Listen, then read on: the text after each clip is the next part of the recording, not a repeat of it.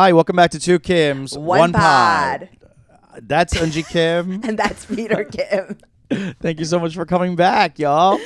Today I'm going to be, I want to get into this family reunion I just came back from. This is the same reunion I go every year. Yes. It's called People's Weekend. I believe it's going to be changing to Cousins Weekend because now the kids are growing up. And basically what it is Eric's family gets together once a year. They've been doing it for 37 years straight. Wow. And I know.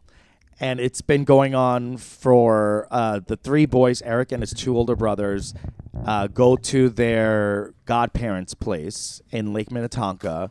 And they spend the whole weekend historically away from the parents. Sure. Eating a bunch of candy, watching R-rated movies. Wow. And as they got older, Right. Just like the idea of that being such like a thing for kids, right? The candy and R-rated movies, absolutely. Yes. Yeah, it's so fun and like rebellious. Yes. And like, of course, the parents are Eric's parents were so strict that like they didn't even have TV growing up. Right. So, I mean, they had a television set. They Sure. were not allowed to touch it. Yeah. Which is even worse. Like, get rid of it at least, But like, they were just dangling in front of them. Yeah, And I it mean was that's a like punishment. the Damocles sword. Like it's just like it's always that is worse to be tantalized with it. Yes. For it Yeah. to be swinging over you and for you to have like a semi hard on for television and know that it's so close. I know, and not be able to touch it. And what the TV wasn't in the basement; it was like on the first floor. They're Catholic, right? Like, no, Lutheran. That's weird. I know. I think his parents went through some special trauma, and they were like, "We're going to control everything." Yes. So all that to say, they had not the greatest like fun home life. Sure. So when they got to the godparents every year, it became like this like let loose weekend For sure. And then now everyone has kids and dogs and whatever. So like everyone still meets up at this house and everyone plays music together. It's a really fun. Sure. It's really fun, wholesome family time. Yeah. But not boring. Right. Like we're smoking weed, we're taking edibles, Yeah. we're playing celebrity, like we're getting into it. We're watching Naked Gun. You know what I mean? Right. Like we're fun. Everyone likes comedy. We're doing bits. Like it's a great time. And It's just you're only saying that it's wholesome because it's with family, but otherwise it's just fun. Like it's just a regular it's just fun. good time. Yeah. But wholesome as in like we're going out on the boat and like putting out the lily pad and jumping around and lake life, like wholesome. Yes. Yes. Like it's not a family that's gambling. Which is what I'm used to. Yeah. So I really enjoy going every year, and it's a really nice time. Now, I've been going for the past 10 years. Right. However long Eric and I have been together. Mm-hmm. And I've always felt, obviously, like the outsider because I am, being the newest person to join the group. None of the other in-laws came after. You're the most recent couple. Yeah, because Eric's the youngest kid. Okay. So I'm the newest person. And Okay. the other two brothers, his two older brothers, married their high school sweethearts. So they've never been with anyone else besides their high school girlfriends. Wholesome is what I'm talking about. I just, you know what I mean? I just can't imagine going to the freezer aisle and seeing that there are so many other flavors of ice cream. of ice cream. And only sticking with the first one you ate. What if it's strawberry? Vanilla. Yeah, or strawberry. Yeah, exactly. What, you know what I mean? Rocky Yeah. Road. It's like something that you don't even. It may feel good, but you've never even tried vanilla. You don't even Yeah. know. I know. I mean, that ain't me. These are people who stuck to their first choice, and that's how wholesome they are. Yes. I think I made a mistake this year. Oh, Yeah, every year I've been kind of like the fun uncle sure. and like really just like playing with the kids. Mm-hmm. I always get in trouble by the godmother, the Sure. aunt, who is cool, but I like rile the kids up. Right. Like I'm like the chaos demon. You're Stinky Rag. I'm Stinky Rag. Yeah. And they love me and they scream. Sure. And I love to make kids scream. You love You to know scream. what I mean? Like, I love to scream. Exactly. So I'm like, let it out. Let it out. Like, truly. It's stimming. It's a release of energy. They need it. But, and some of these kids are like really like boys, like screaming, running around, Yes. you know? And, you know, Julie, our aunt, is just kind of like, hey, let's chill out. Let's bring it down, blah, blah, blah. And I'm always getting in trouble with the kids. Okay. You know what I mean? Yes. Like, it's me and the kids are always getting in trouble for being loud and crazy. Right. You're the 40-year-old. You're the 40-year-old, 10-year-old. Yeah. Yeah. And all the other people are just like, okay. Yeah. And and it's clear that no one else took improv. Okay.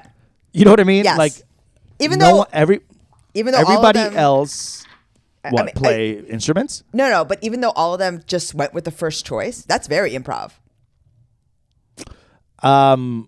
I guess so. They know what I mean? yes They and just- did their life.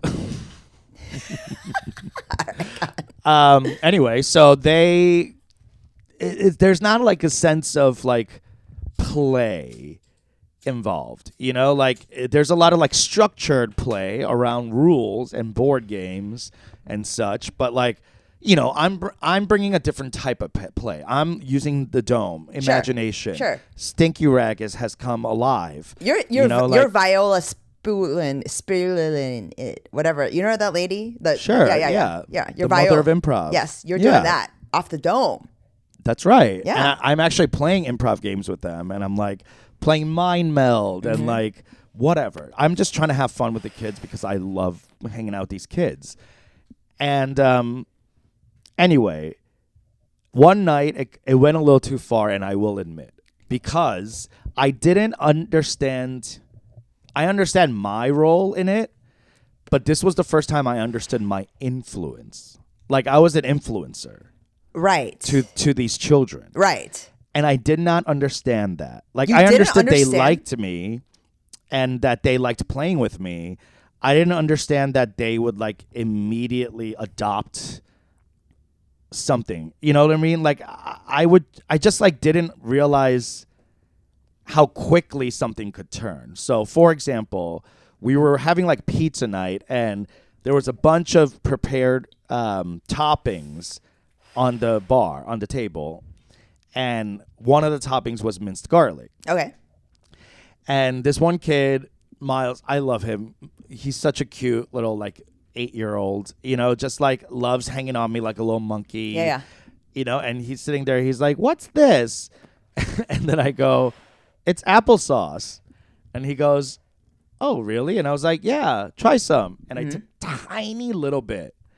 And then I like gave it to him, and I thought honestly he was gonna like smell it and be like, "Oh, that's not applesauce." Sure. But he just like ate it, and he was just like, "Oh, what the hell?" Yeah. And then in the midst of this, his older cousin, 1 year older, sweet boy, very sensitive, clearly gonna be like a tortured artist. Okay. He's like, "What? Wait, what's happening?" And then his dad was watching this happen and was like, "Oh, it was garlic." Okay. You know, like explaining Yes. that like I pranked this kid. Right. And then this girl, the oldest girl who's like 11, she's like, "Yeah, try some." And then she like took like a huge heap. Yeah. And this kid did not put the two together and took a bite of it and started crying and like spitting it out, and like it was just a nightmare. Okay. And I was like, "Oh," and I saw this chain of reaction happen Okay.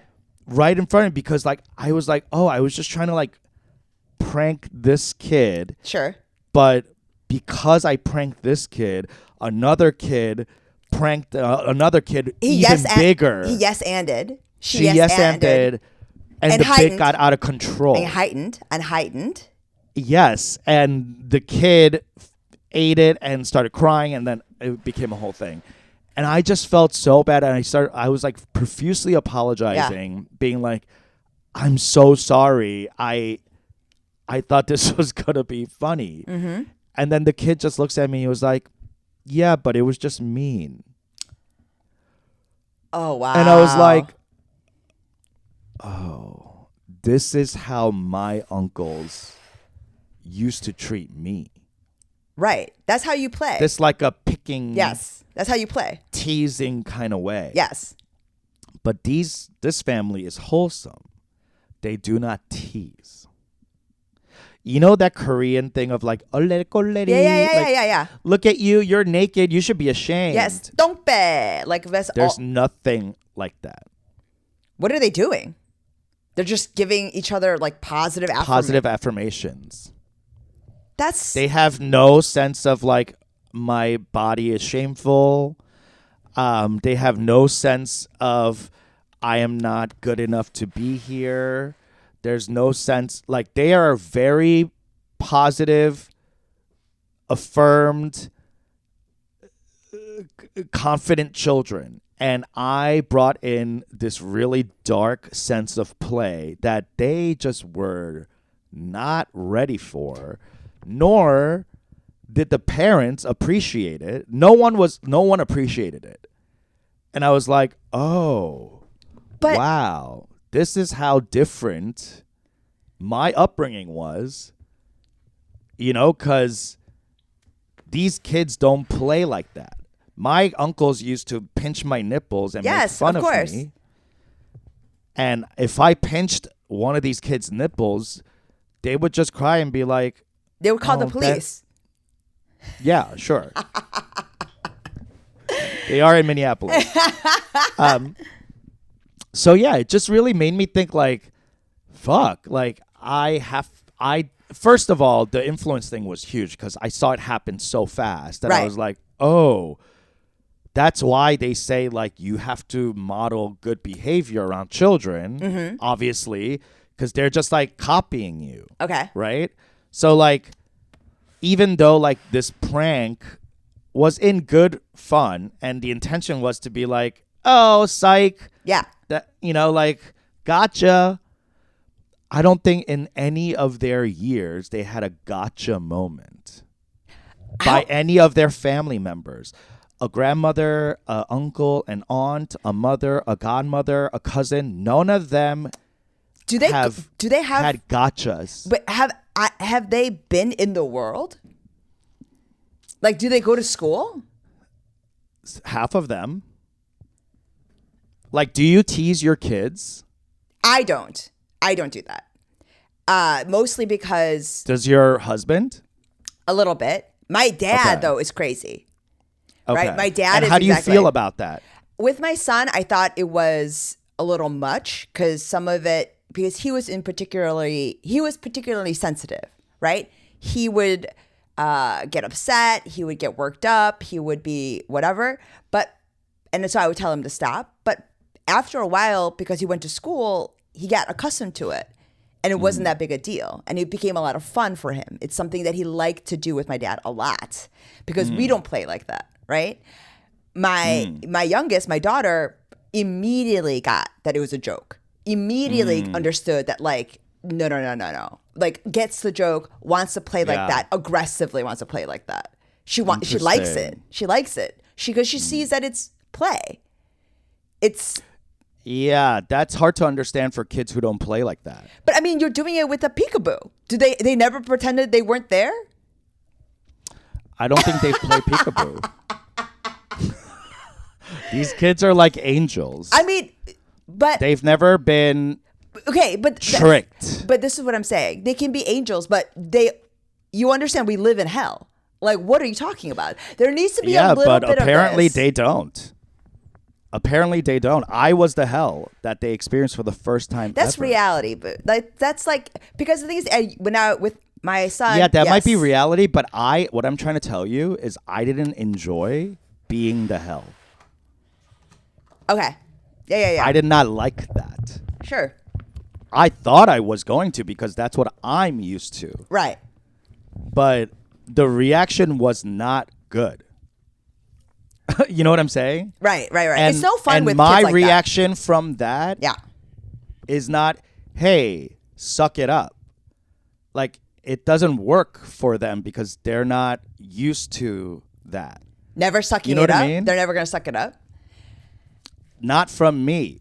I mean, I absolutely So understand. I didn't Yes, like yes. being the person to bring them that. Yeah. You know what I'm saying? Because you're saying they're gonna get fucked anyway, so why don't you might as well fuck them up? But No. I'm just saying. I didn't like the feeling of that. I thought they were already fucked up. Right. No, I absolutely understand. You know what I Yeah. mean? I thought they had been pranked before. Sure.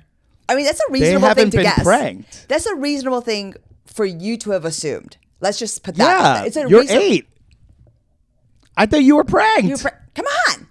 You've never been fooled before? Like, all of it, I understand your assumption. Maybe they had been, but it wasn't like, it wasn't mean. It wasn't like so that you ate something bad.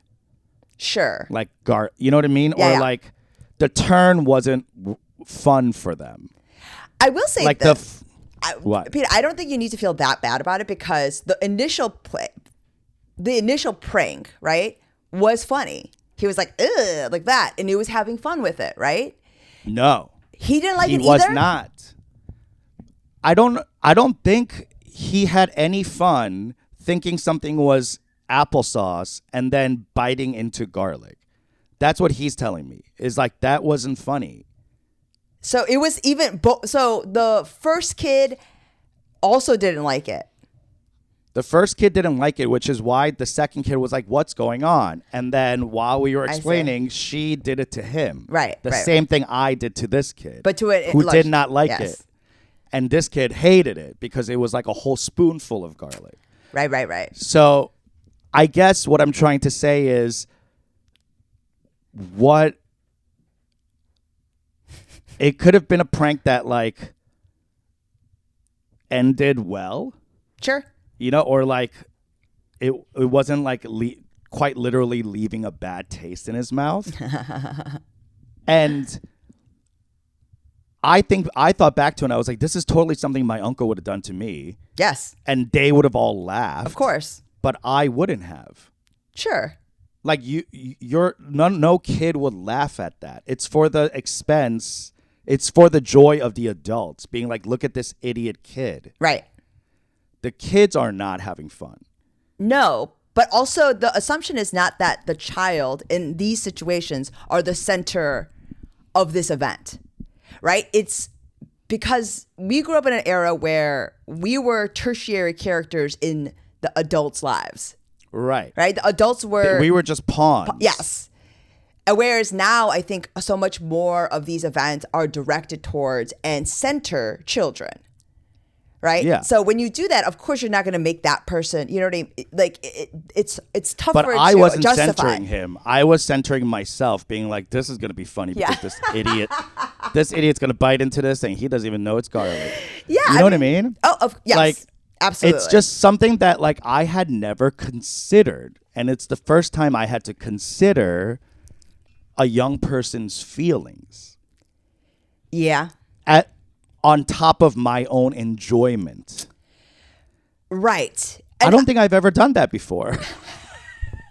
I really don't. Well, I mean, I think there's something unique in doing that with children because with an adult, right? When you do that with your partner, you center or prioritize a friend or lover or significant other's like enjoyment over yours or their experience over yours, let's say.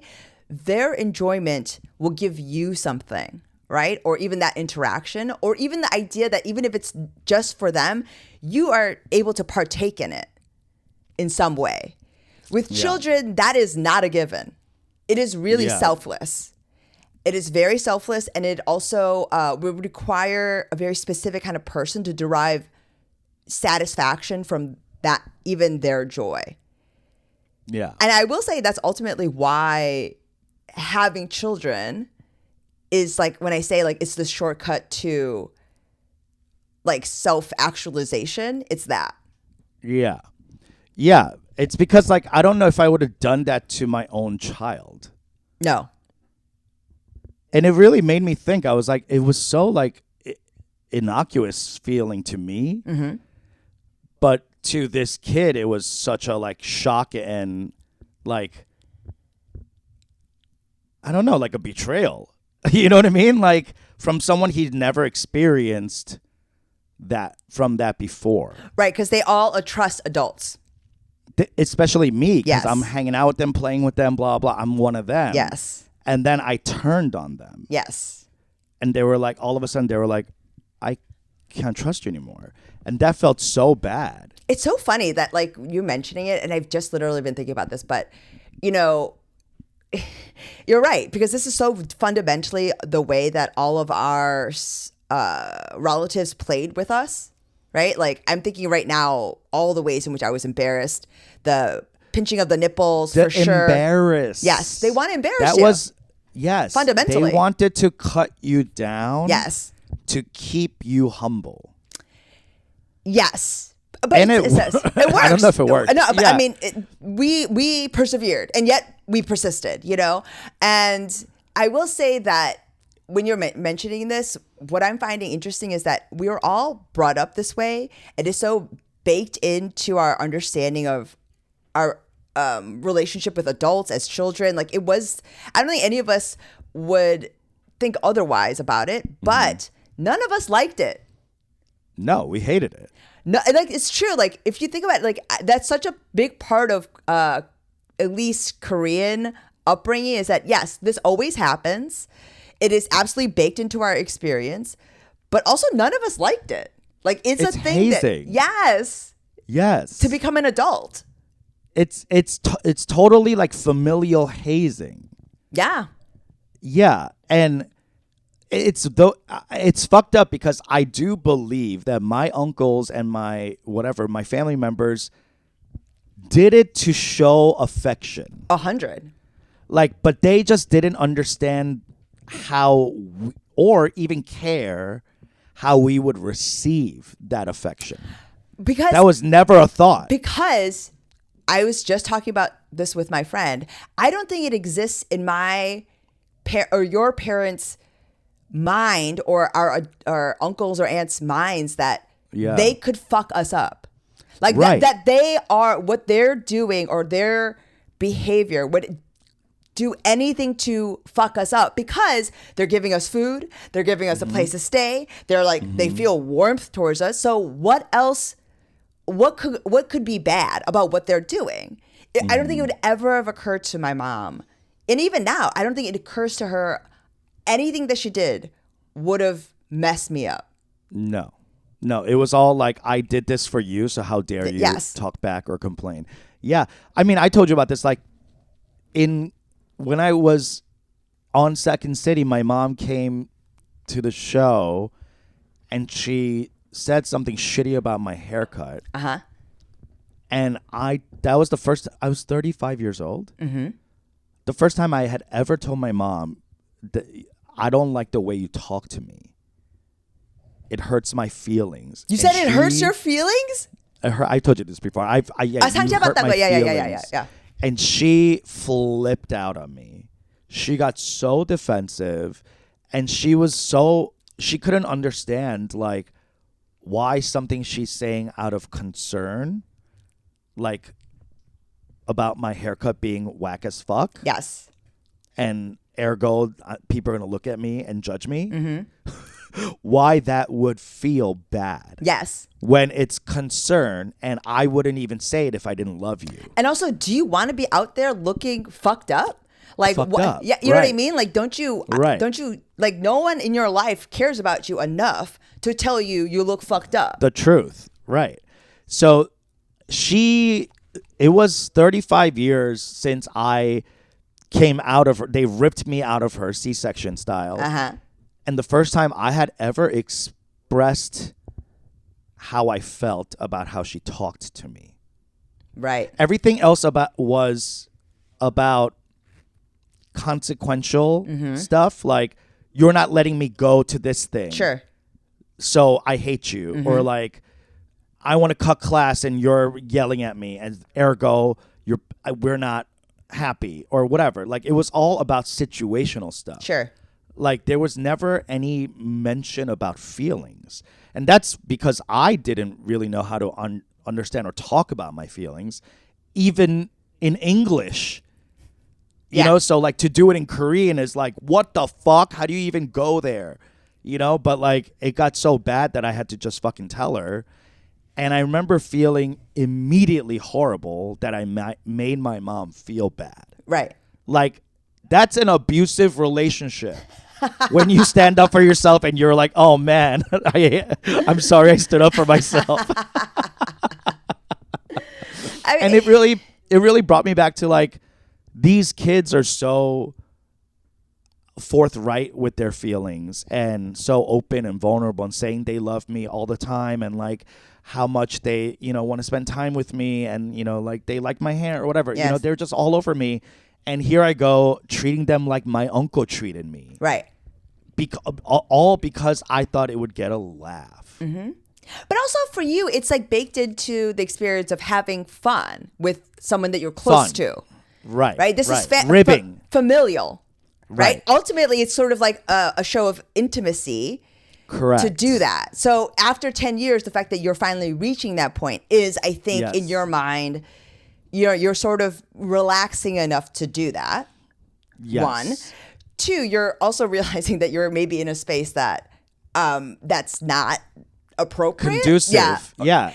These people are not ribbing, rizzing, fucking razzing, or, they're not doing anything that's not on the surface.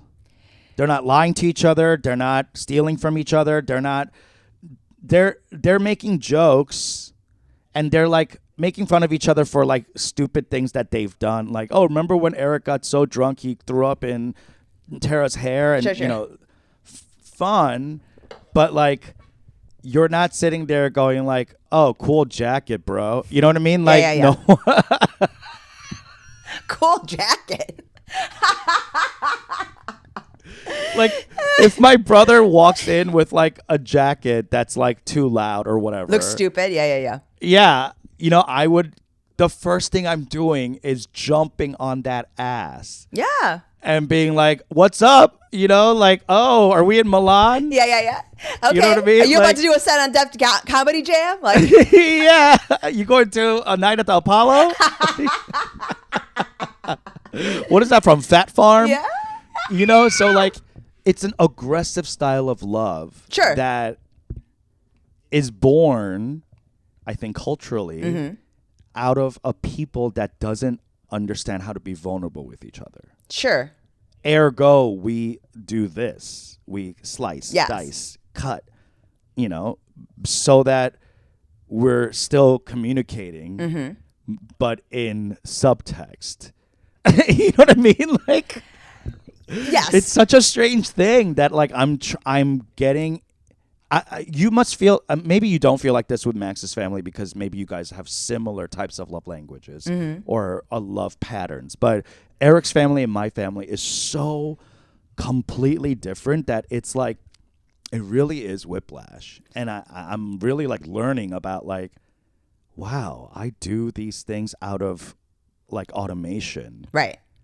and do not consider other people's feelings. Well, the feelings like we were talking about, it's not something that you were ever expected to consider, right? That's what I mean. Yeah, like because even no one considered mine. because even when you consider nunchi, it's never about other people's feelings, about social dynamic and power and like the distribution of attention that's being meted out, but not about anyone's feelings. Feelings, no. No. So I think some of that is also cultural, right?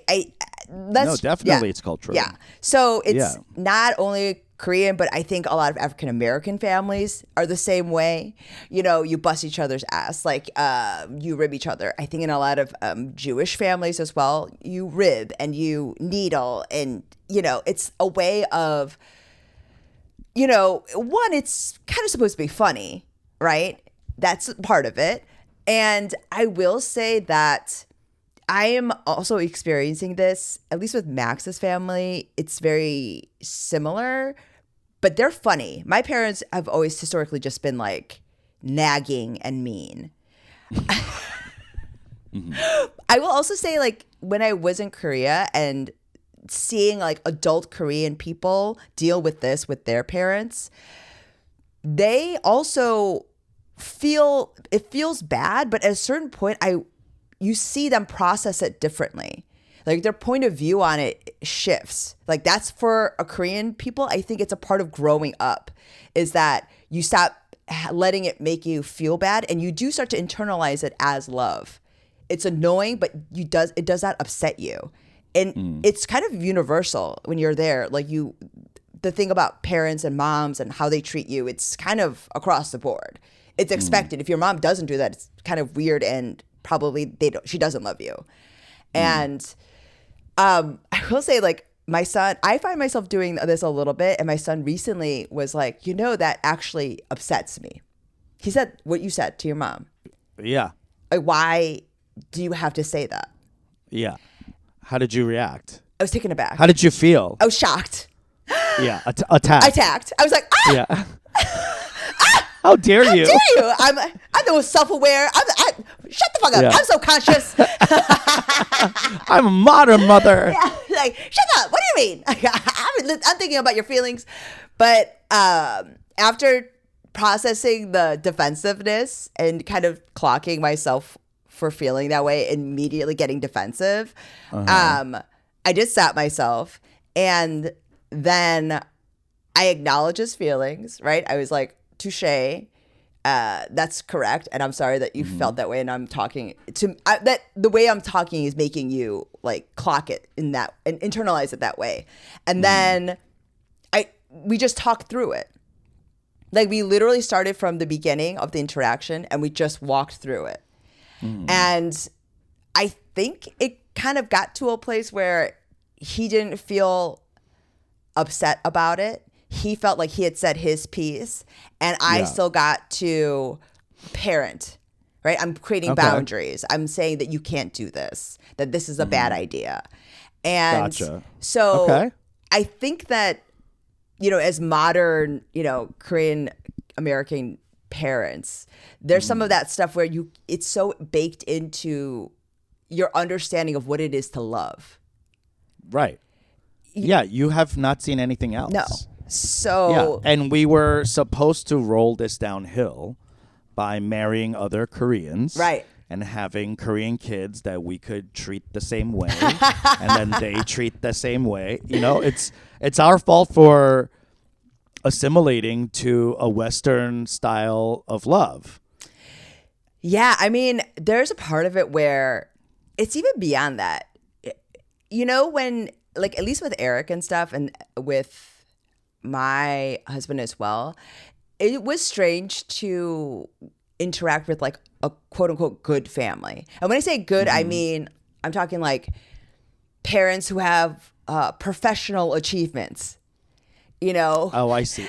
Achievement based. Like around like what they've got, and as opposed to like what do you mean? Like, do they like, are they all still together? Yes, all of that as well. Okay. Where like it's not just about external success, but they've translated the same type of the expectations for their professional success to their emotional and private lives. Right? They're successful in their lives, but they also know that that's not as important as their family, and so they apply those same sort of tactics towards having good and successful and healthy relationships with their loved ones, where they're like, you know what I'm talking about? Like where, like where those kids also know how to make friends very easily.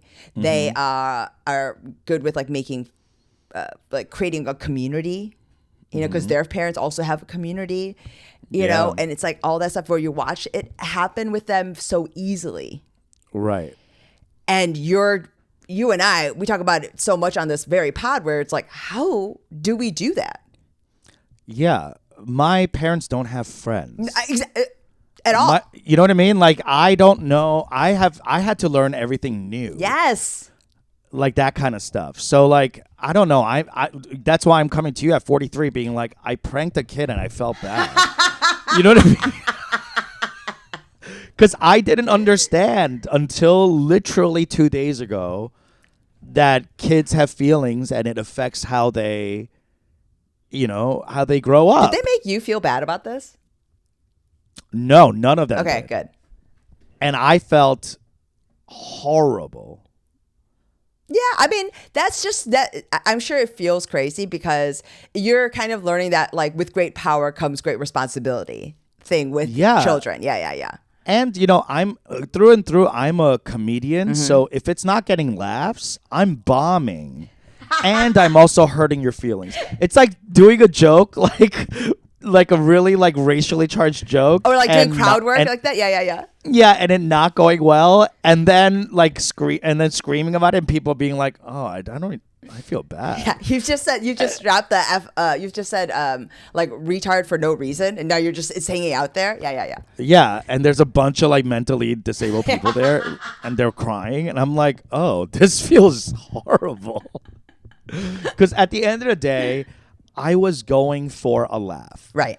and that's what this comes down to. Is it's such a hard bomb because I didn't read the room well. Yeah, And that's a lesson to learn, like that's kind of crazy though. Like to be 8 and have never like that's for me that would be a hard read to ever have of like children. Maybe with the homeschool kids, maybe you might do that, but otherwise, if they're going to school, yeah, I mean, no. like I'm not trying to I'm not being like, oh, they need to get over it, whatever, but it's more like this was inevitable. This was gonna happen. Yeah. And you didn't like being the person that brought it to I their didn't lives. yeah. That didn't feel good at all. Like even if it was inevitable. Right. I mean, You know what I mean? Like especially because it's inevitable. Like why would I want that to be the like purveyor of that? right, because it's like a hack, because it's gonna happen anyway. No, and they're gonna be like that, and they're gonna remember it as it's gonna be a foundational bad memory. Oh, you think it's foundational bad memory like that? The first time someone pranks you in a mean way, of course. I remember the first time I got pranked in a mean way by my cousin when I was in kindergarten, and he pretended to be Jennifer Kim, a girl that I had a crush on, and he told me that, and he called my house and told me that she liked me. He liked and that wanted to be boyfriend girlfriend, Yes. and that she was waiting downstairs for me. And I went downstairs and I was like, Jennifer, screamed like, where are you? And my cousin was in the bushes just laughing. And it was so, and I still remember I was 5 years old, Yes. of like being betrayed, lied to, and also embarrassed Right. in a public setting. Yeah. And then being laughed at. Like none of that felt good. I mean, And yeah. he didn't apologize to me, so I get it. Like it could have happened to me by someone else, but I still remembered that it was my cousin. Yeah, I'm trying to think. Mine also happened at the hand of my cousins. God, that's so crazy. Like how could Yeah, and you don't have a fond memory of it. You don't go like, oh, I wonder what they're doing now. Let's go hang out. Like I don't want to see that cousin ever. Not because of that, because of all the other things, but that almost like launched my first memory of him. Yeah, I mean, I guess like with me, my cousins always like would try to trap me in places. So they like would lure me into like a place with the promises lock the door? and then lock the door, and then I would just have to Oh my scream God. and scream, and then like Oh my God. Just scream and scream. and then What the fuck? they did it all the time. Like, and that's the thing is, some of it is But see, the thing is, like, that would have happened to you eventually. yes. Oh, touche. I'm realizing how fucked up this is. How often I was like, yeah, You're just like, like you need to call your cousin. like, oh my gosh. Yeah, that's why I don't trust people. Like, I mean, Yeah, exactly. It goes so deep. It's like the mistrust of older people, oh my God. Yeah. or authority, rather. Yeah. And also, yeah, I guess yeah. I also have like this weird fear of like elevators being stuck in between floors Oh my god. because that's what they would do. They would like stop. They would stop it. Oh like, my god, that's so scary. Because my dad's mom, like that Harmony, like Grandmother? that lived in like an old like Nguyen apata, and so like it was one of those things where you could open up the door, you know, the metal door. Oh my god! And then the you could see like half the Yes, floor or yes. something. Oh my god! So they would stop that's it. So scary. Yeah, and then every time it happened, they would get in trouble because they're like, "Why would you do this to your younger cousin?" Blah blah blah blah blah Right. blah. And then I would also get yelled at because I'm like, "Why are you always so stupid? Why do you fall for this? Why are you getting caught? Yeah. So you were getting it from both sides. It was always your fault. I mean, to a certain extent, to be fair, it's kind of like, why was I always getting to there? You knew that had happened before. Take the stairs, bitch. I mean, I guess, yeah.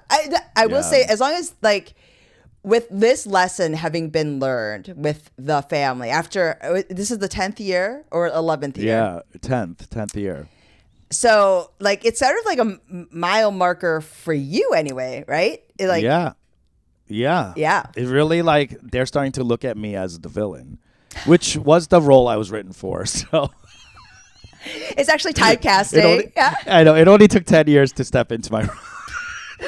I don't think so. I honestly think that it's just one of those, you know, you feel bad enough, which is something that already puts you in a different place than any adult in our lives, right? 100%. And I hugged and cried with them. Yes. And, yeah. And it's so, and I will also say, because you cried and acknowledged your part in it, I will say that at least with children, they forget it. It's when that's good to hear. Yeah, when That's good to it's hear. like feels like a real hurt that you can't share with, or they don't hear you. That's the thing where you feel it. The injustice is what marks it. That's what it is. Yes. The Han. Yeah, because think about it. Like all the stuff that you remember is that it's like the injustice, The unresolved. Yes, that they didn't right. see you. They didn't acknowledge your upset. Like that's all of it. Because whenever I remember all of these interactions I have with my son where we resolve these things, he has no recollection. Oh wow. Yeah. Okay. That's really good to hear. That really makes me feel better. 'Cause Like what a relief. Like yeah, I just really didn't want to be. I hated the way my uncles treated me, yes. and I do not want to be that person to Yes. any of my nephews. You know, so like or nieces. So like, yeah, that was a lesson learned. But good to know that once you resolve it, Especially if you as the adult acknowledge your part in it, that's really all. Like when you, yes, they want to feel heard and seen. because that's when you're a kid, everything feels so out of your control, Yes, you're just being stomped on. you know, and you're being told exactly what to do all the time. You're being driven everywhere, you know, and so. Yeah, you're right. You know, when you feel seen in that way, like it really, like the emotional elasticity of children, that resilience is really something kind of remarkable. And that's how you know, like all the ways in which like we remember all these things. That's how unheard we were. Yes, exactly. And Yeah. that's why we're on this fucking podcast screaming every week. Just dying to be heard. So thank you so much for listening. We love you guys. And hopefully stop pranking your kids, okay? And Treat have them better. feel heard. All right. Bye. Yeah. Bye.